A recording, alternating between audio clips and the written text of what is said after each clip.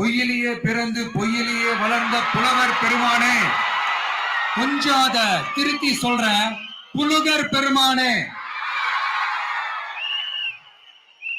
அது இன்னும் பொருத்தமா இருக்கு. அவருடைய அண்ட புழுகு, ஆகாச புழுகு என்ன தெரியுமா?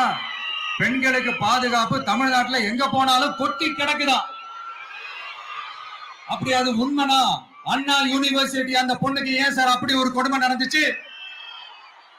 கோவை கல்லூரி பெண்ணுக்கு ஏன் சார் அப்படி ஒரு கொடுமை நடந்துச்சு? பெண் குழந்தைகள் பாதிக்கப்படுறதா கிட்டத்தட்ட 1000க்கும் மேலான போக்சோ கேசுகள் ஏன் சார் பதிவானுச்சு? போதைப் பொருள் கலாச்சாரம் கண்ட்ரோலே இல்லாம அது பாட்டுக்கு தாறுமாற எங்கேயோ போய்கிட்டு இருக்கு. வயலன்ஸ் எல்லாம் தலைவிரிச்சு ஆடுது.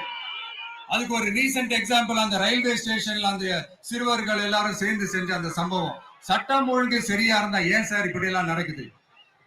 சட்டம் ஒழுங்கு சரியா இருக்கணும்னா முதல்ல தமிழ்நாட்டுக்கு ஒரு டிஜிபி வேணும் சார். எங்க சார் போனார் அவரு? எங்க அவரு? சும்மா இந்த ஆக்டிங் ஆபீசரை வச்சுக்கிட்டு அரசாங்கத்தை நடத்தினீங்கன்னா இப்படிதான் சட்டம் ஒழுங்கு சந்தி சிரிக்கும். முதல்ல தமிழ்நாட்டுக்கு ஒரு டிஜிபிய போடுங்க சார். அதுக்கப்புறமாச்சும் சட்டம் ஒழுங்கு சரியாகுதான்னு பார்ப்போம். சரிப்பா, கேள்வியா கேட்கிறிய, நீ வந்தா என்ன செய்வ அதானே கேட்கறீங்க. கரெக்ட், கேட்கணும். மக்களோட அடிப்படை தேவைகளை தீர்க்கிறது தான் நம்மளுடைய ஃபர்ஸ்ட் வேலையே.